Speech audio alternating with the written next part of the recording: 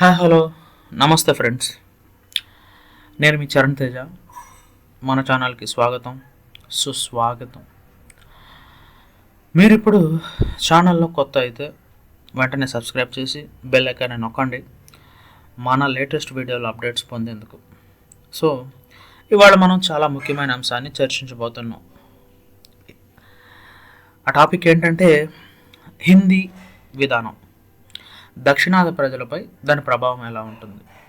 So హిందీని జాతీయ భాషగా మార్చాలా, లేదా మన భాష వైవిధ్యాన్ని కాపాడుకోవాలా? దీనికి సంబంధించిన చరిత్ర ఏంటి? దక్షిణ భారతదేశం ఎందుకు హిందీని వ్యతిరేకిస్తుంది? సో పూర్తి వివరాలకి మన వీడియో చివరి దాకా చూడండి, ఏది కూడా మిస్ అవుద్దండి. సో మొదటగా టాపిక్లోకి వెళ్ళే ముందు అసలు హిందీ విధానం, వాస్తవాలు మరియు తప్పొప్పుల్ని ఒకసారి లైట్గా చూద్దాం. భారతదేశం అనేక భాషల సమూహార భూమి. 22 అధికార భాషలు, 1600కి పైగా మాట్లాడే భాషలు దేశవ్యాప్తంగా ఉన్నాయి. అయితే చాలామంది హిందీ జాతీయ భాష అని భావిస్తారు, కానీ వాస్తవం ఏంటంటే భారతదేశానికి జాతీయ భాష అనేదే లేదు. అయితే హిందీ విధానం అనేది చాలా కాలంగా వివాదాస్పద అంశంగానే ఉంది. ముఖ్యంగా తమిళనాడు, కర్ణాటక, ఆంధ్రప్రదేశ్, తెలంగాణ, కేరళ, సో ఇలాంటి దక్షిణాది రాష్ట్రాల్లో హిందీని బలవంతంగా ప్రోత్సహించడాన్ని ప్రజలు తీవ్రంగా వ్యతిరేకిస్తున్నారు. కానీ ఎందుకు? మనం ఇతిహాసంలోకి వెళ్ళి హిందీ విధానం ఎక్కడి నుంచి ప్రారంభించిందో, ఎలా అభివృద్ధి చెందిందో మరియు దానికి ఎదురొచ్చిన ప్రతిఘటనని అర్థం చేసుకుందాం. సో హిందీ విధానం, దాని చరిత్ర, దాని ప్రారంభం ఎలా జరిగిందంటే బ్రిటిష్ కాలంలో ఆంగ్లం అధికార భాషగా ఉపయోగించబడింది. అయితే ప్రతి రాష్ట్రంలో ప్రాంతీయ భాషలు మాత్రం ప్రాముఖ్యత పొందాయి. మహాత్మా గాంధీ 1918లో హిందీని ఒక తాటి భాషగా సూచించారు, కానీ అన్య భాషలను నిర్లక్ష్యం చేయడం మాత్రం ఆయన ఉద్దేశం కాదు. స్వాతంత్రం తర్వాత హిందీని ప్రోత్సహించే ప్రయత్నం అంటే 1949, 1965 మధ్యలో జరిగింది. సో 1949లో భారత రాజ్యాంగం ప్రకారం 15 ఏళ్ళు అంటే 15 సంవత్సరాల వరకు ఆంగ్లాన్ని అధికార భాషగా కొనసాగించారు అని రాజ్యాంగంలో రాసుకున్నారు. కానీ తర్వాత హిందీని మాత్రమే అధికార భాషగా మారుస్తారని కూడా నిర్ణయించారు. దీనికి దక్షిణాది రాష్ట్రాలు తీవ్రమైన వ్యతిరేకాన్ని చూపించాయి, ముఖ్యంగా తమిళనాడు. సో తమిళనాడు హిందీ వ్యతిరేక ఉద్యమం, దీని గురించి మాట్లాడుకోవాలంటే 1965లో హిందీని కేంద్ర ప్రభుత్వం అధికారిక భాషగా ప్రకటించేందుకు ప్రయత్నించింది. తమిళనాడు మొత్తం అట్టుడికిపోయింది, తీవ్ర ఆందోళనలు దిగింది. నిరసనల్లో విద్యార్థులు, రాజకీయ నాయకులు, సాధారణ ప్రజలు పాల్గొన్నారు. పలుచోట్ల అల్లర్లు చెలరేగాయి, మరణాలు కూడా సంభవించాయి. చివరికి కేంద్ర ప్రభుత్వం దిగి వచ్చింది. సో కేంద్ర ప్రభుత్వం ఆంగ్లాన్ని కొనసాగించాలని నిర్ణయించుకుంది. సో నేటి పరిస్థితి, హిందీ విధానం ఇంకా కొనసాగుతుందా లేదా? సో దీని గురించి మాట్లాడుకోవాలంటే కేంద్రం హిందీని బలవంతంగా రుద్దదని చెప్పినప్పటికీ కొన్ని విధానాలు ఇంకా హిందీ ప్రాధాన్యతను పెంచుకుంటున్నాయి.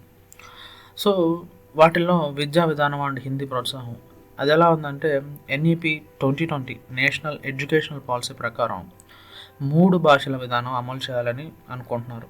సో దక్షిణాది రాష్ట్రాలు దీన్ని వ్యతిరేకించాయి, ఎందుకంటే ఇది హిందీని బలవంతంగా నేర్పించే విధానం. ఇక ప్రభుత్వ ఉద్యోగాలు, అందులో హిందీ ప్రాముఖ్యత. So UPSC, SSC, RRB, so ఇలాంటి ఇతర ప్రభుత్వ ఉద్యోగాల పరీక్షల్లో హిందీకి ఎక్కువ ప్రాధాన్యత ఉంది. సో దక్షిణాది అభ్యర్థులు మాత్రం హిందీ తెలియకపోవడం వల్ల వెనకబడిపోతున్నారు. హిందీ పేర్లు, సైన్ బోర్డులు, రైల్వే స్టేషన్లు, ప్రభుత్వ కార్యాలయాల్లో మొదటి భాషగా హిందీని వాడుతున్నారు. ప్రాంతీయ భాషలకు తక్కువ ప్రాముఖ్యత ఇవ్వడం కంటే సమాన ప్రాముఖ్యత అనేది ఇవ్వాలి. దక్షిణాది రాష్ట్రాలు హిందీ విధాన్ని ఎందుకు వ్యతిరేకిస్తున్నాయి? సో దీని గురించి మాట్లాడుకోవాలంటే మనం స్థానిక భాషల సంస్కృతి ప్రమాదంలో పడుతుంది అనేది మనం ముందుగా చెప్పుకోవాలి. తెలుగు, తమిళం, కన్నడ, మలయాళం లాంటి భాషలు వేల సంవత్సరాలు చరిత్ర కలిగిన భాషలు అన్నమాట. హిందీకి అధిక ప్రాధాన్యత ఇచ్చే విధానం ఈ భాషల భవిష్యత్తుని ప్రమాదంలోకి నెడుతుంది. హిందీ భాషను నేర్చుకోవడం నిబంధన కాదు, ఎంపికగా అనేది ఉండాలి. సో అది మన చాయిస్ అయి ఉండాలి, అంతేగాని మ్యాండేటరీ అవ్వకూడదు. సో ఎవరు ఏ భాష నేర్చుకోవాలో తమ ఇష్టం. ఆంగ్లం ఇప్పటికే లింక్ లాంగ్వేజ్గా ఉంది, మరెందుకు హిందీని బలవంతంగా నేర్పించాలి?